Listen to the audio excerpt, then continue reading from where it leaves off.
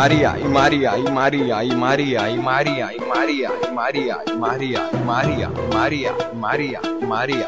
Ναι, πάμε.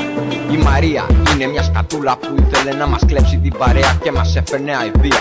Έκραζε πίσω από την πλάτη πολλά παιδιά, αλλά αυτή την πήρα πρέπα και την ένταστα ξαφνικά. Έμπαινε στις θέσεις πολλών ζευγαριών και έκανε μπουρδέλο τη ζωή όλων των παιδιών. Και κάποιος πρέπει να της βάλει μυαλό και θα το αναλάβει αυτό το έργο και εγώ. Και θα στο πω, όσο κι αν το κοστίσει αυτό, θα το κάνω αυτό για να της δείξω τον δρόμο το σωστό. Και επίσης να μην το ξεχάσω, επειδή έκανε μια μεγάλη δουλειά σε ένα κολλητό. Ναι.